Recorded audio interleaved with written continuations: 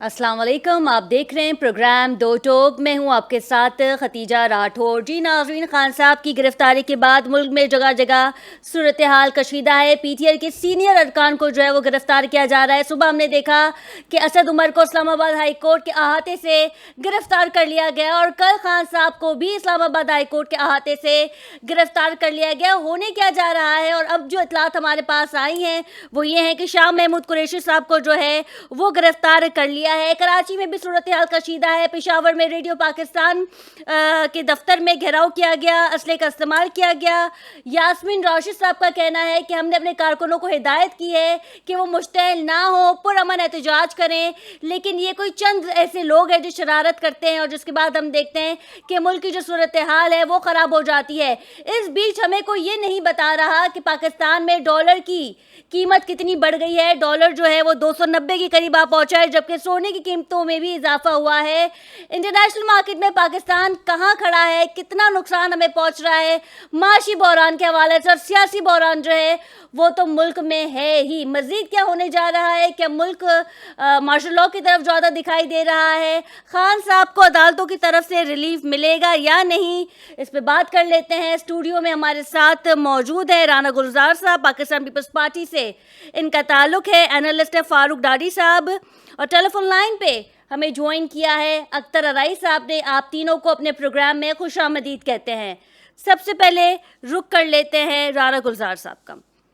राना साहब, मेरी आपसे जब भी बात होती है आप कहते हैं कि इस तरह की चीज़ें नहीं होनी चाहिए, चाहे वो कोई भी जमात हो, पीपल्स पार्टी हो, पीटीआई हो, आप इसकी तायद करते हैं। लेकिन आज जो मुल्क की सूरत हाल है, सियासी बहरान, फिर माशी बहरान, और जिस तरीके से पीटीआई की जो आला क़यादत है उसे गिरफ्तार किया जा रहा है, तो क्या ये कहना गलत होगा कि ये इंतकामी कार्रवाई है?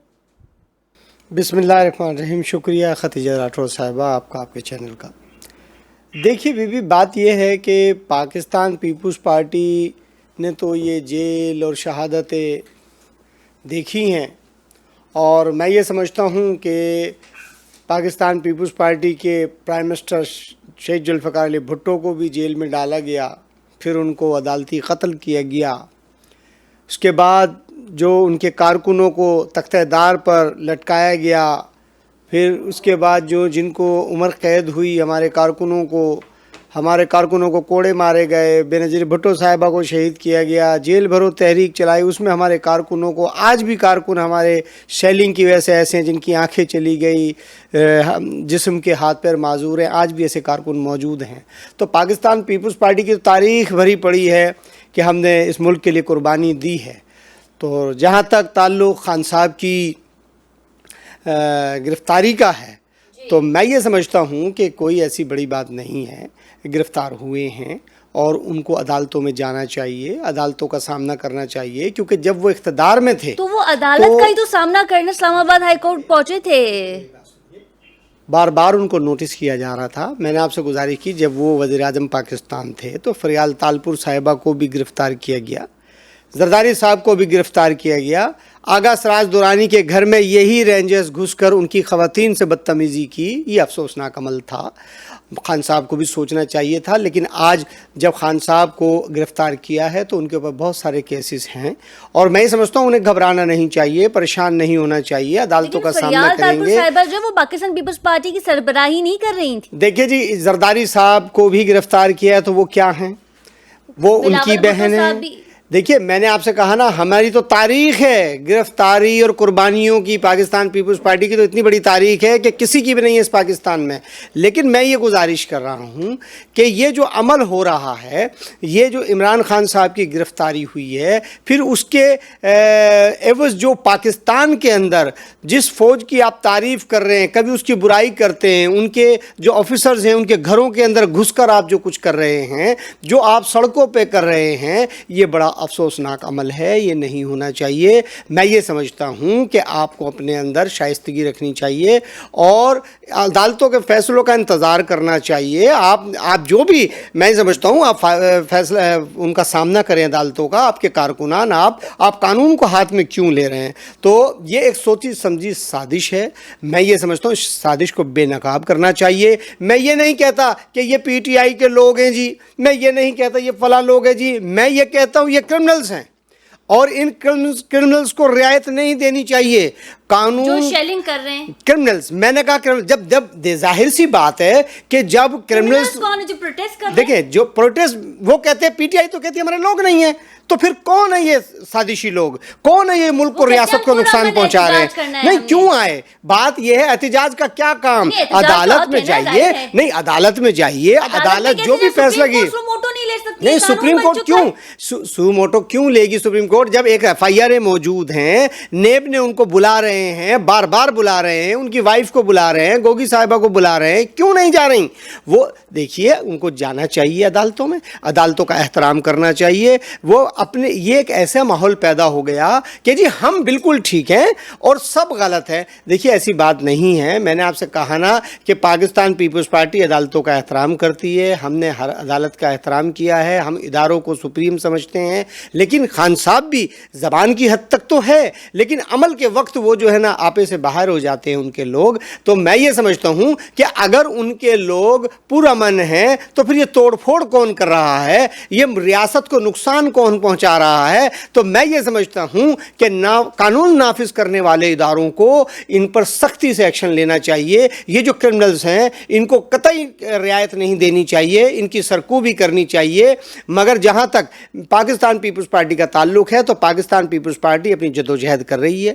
اب یہ وقت آ گیا ہے کہ بڑے بھائی کو چھوٹے بھائیوں کا خیال کرنا چاہیے, بڑے بھائی کو ہر چیز میں شیئر دینا چاہیے چھوٹے بھائیوں کو. جو صورتحال ہے وہ بڑی کرٹیکل ہے. میں یہ سمجھتا ہوں کہ بڑے بھائی کے پاس تمام وسائل ہیں, وہ وسائل جو ہے تقسیم کرنے چاہیے, اور پاکستان پیپلز پارٹی کے چیئرمین بلاول بھٹو زرداری اس جدوجہد میں لگے ہوئے ہیں, اور وہ وقت میں سمجھتا ہوں آ گیا ہے اور اس وسائل کی تقسیم منصفانہ ہونی چاہیے. فاروق صاحب, جی ایچ کیو میں حملہ کیا گیا, حملہ تو نہیں کہیں گے لیکن دروازے تک جو ہے وہ کارکن پہنچ گئے تھے. کور کمانڈر کے گھر میں بھی کچھ ایسے مناظر دیکھنے میں سوشل میڈیا پہ یقیناً آپ نے ویڈیوز دیکھی ہوں گی. عدلیہ کے مخالف بیانات آتے ہیں نون لیگ کی جانب سے, اور آج جب پی ٹی آئی کے چیئرمین کو گرفتار کر لیا گیا تو ہم نے دیکھا کہ جی ایچ کیو کے دروازے کے باہر جو ہے ہنگامہ آرائی ہوئی. پھر اس کے بعد لاہور میں کور کمانڈر کے گھر میں جو ہے وہ گھس کے افراد مشتعل ہو گئے.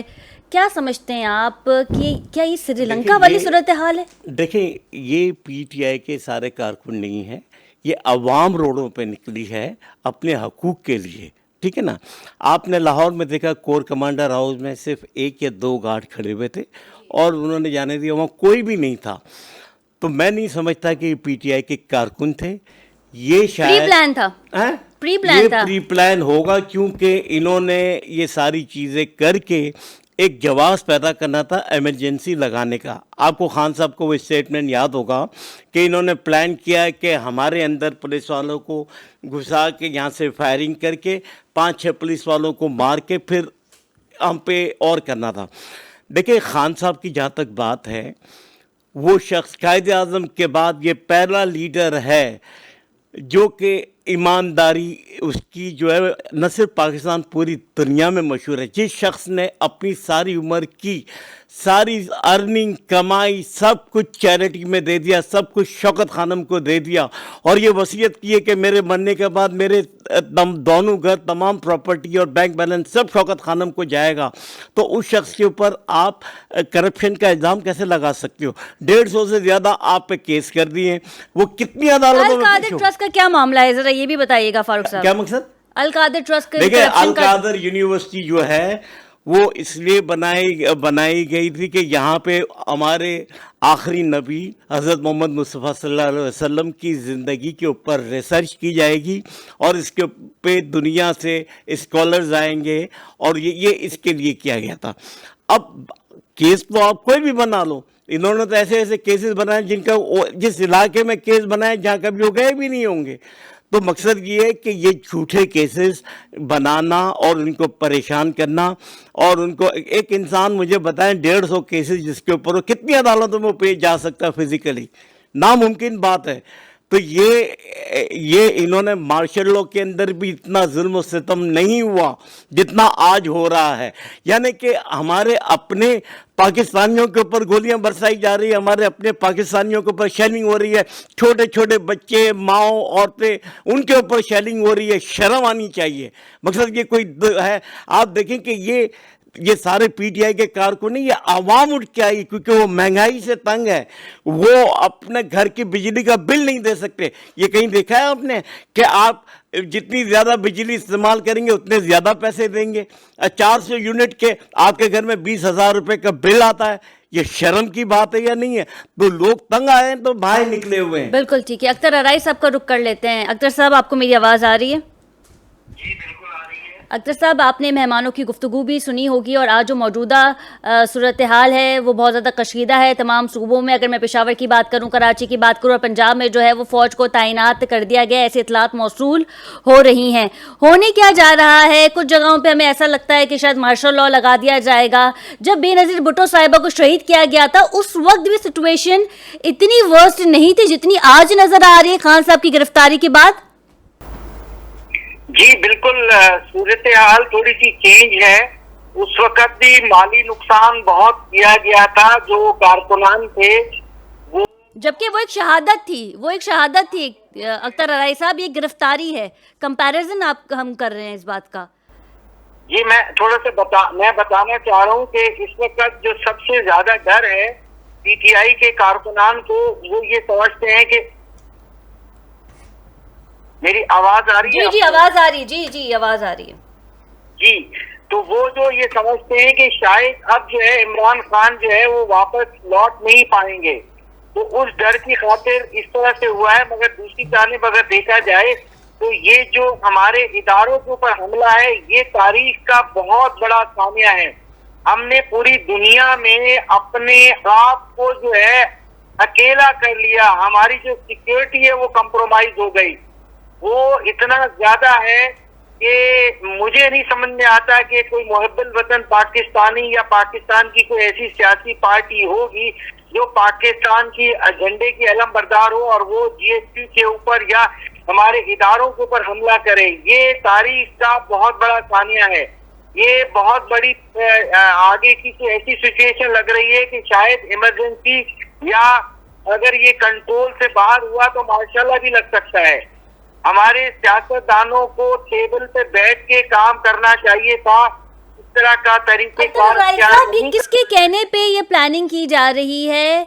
मौजूदा हुकूमत ये तमाम तर चीज़ें करवा रही है। पहले खान साहब की गिरफ्तारी हुई, फिर आज सुबह असद उमर को गिरफ्तार कर लिया गया, शाह महमूद कुरैशी साहब को जो है वो गिरफ्तार कर लिया गया, और इतलात कुछ ऐसी भी कि और मजीद जो सीनियर अरकान है पीटीआई के उन्हें भी गिरफ्तार कर लिया जाएगा। तो किसके कहने पर ये सब हो रहा है?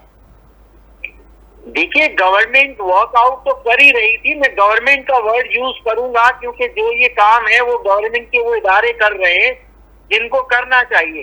वो बहुत पहले से प्लानिंग कर रहे थे, तमाम लोगों का पूरा प्लान बना हुआ था। तभी जो है लीडरशिप से लेकर उन्होंने की पोस्ट के जो मेन लोग थे उनको अरेस्ट कर लिया।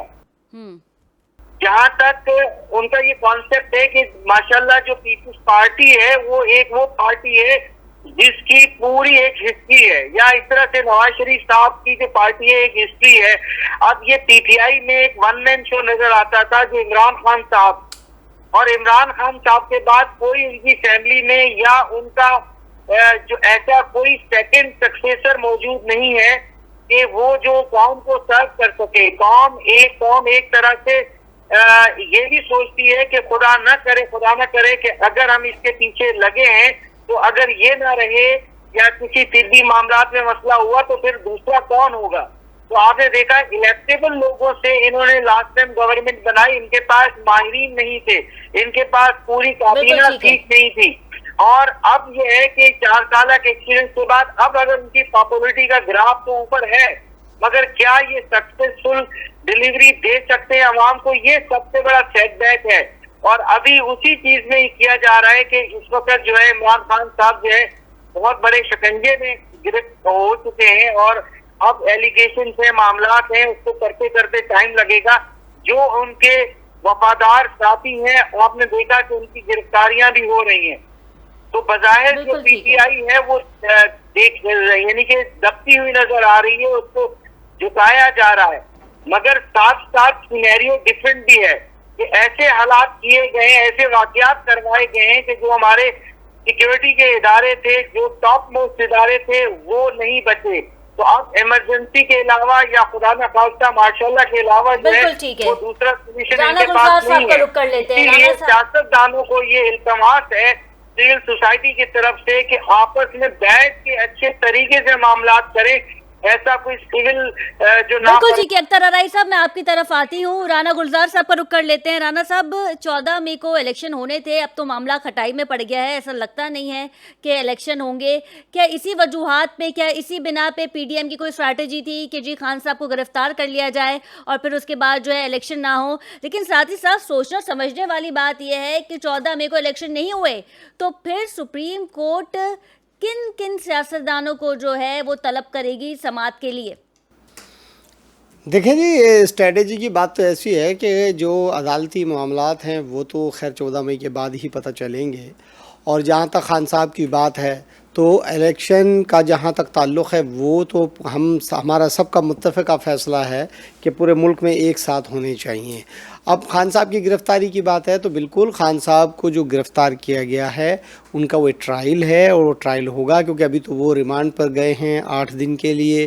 اب ظاہر ہے ریمانڈ کے بعد وہ بیل ہوگی, پھر وہ بہت سی باتیں ہیں جو سامنے آئیں گی.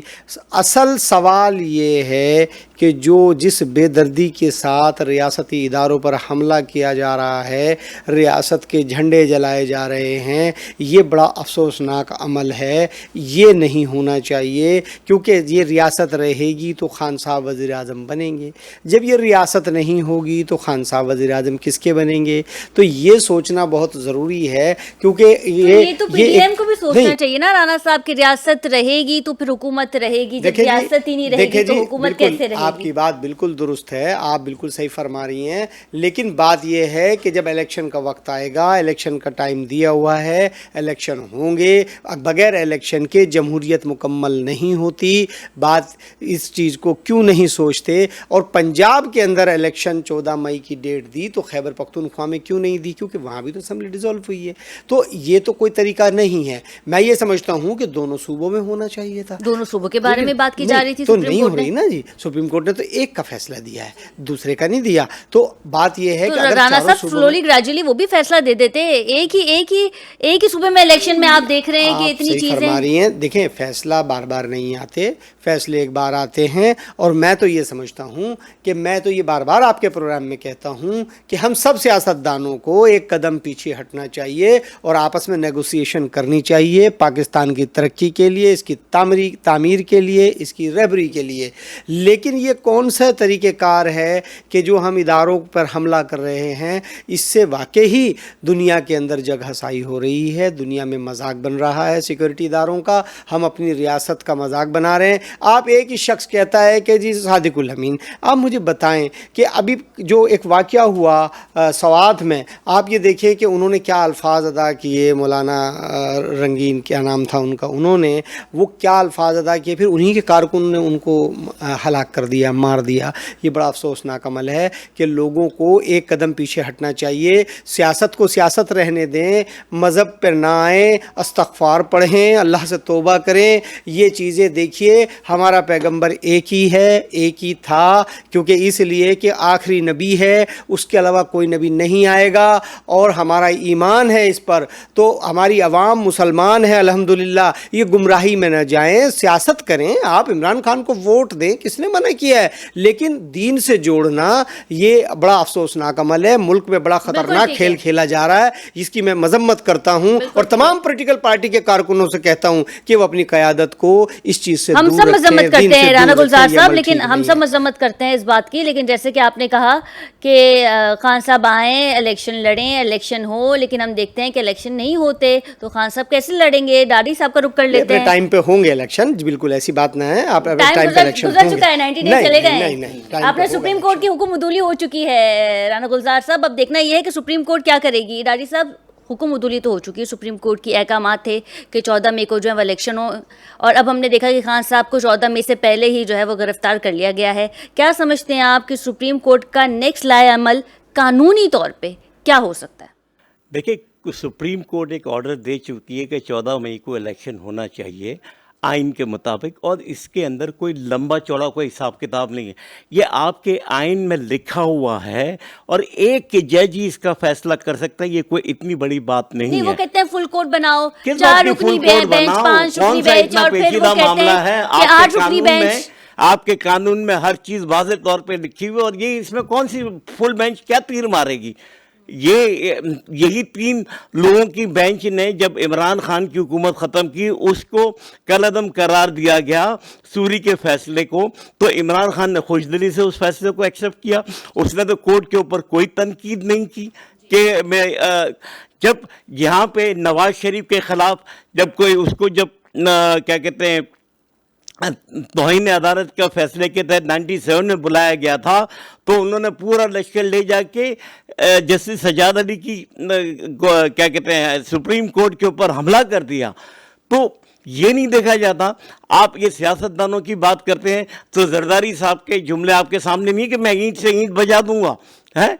तो ये नज़र नहीं आता। वो मरियम साहिबा कहती है कि ये जो वर्दी है, इस पे ये जो दहशत गर्दी और फला ढिमका, वो नजर नहीं आता जनरलों की, हमारे क्या कहते हैं जजेस। ठीक है डाडी साहब, बिल्कुल आपने कहा कि खान साहब कोई पहले शख्स तो नहीं, इससे पहले भी हमने देखा है कि इदारों को जो है वो तनकीद का निशाना बनाया जाता है सियासतदानों की तरफ से। इस पे मजीद भी बात करेंगे after a short commercial break. Stay with us.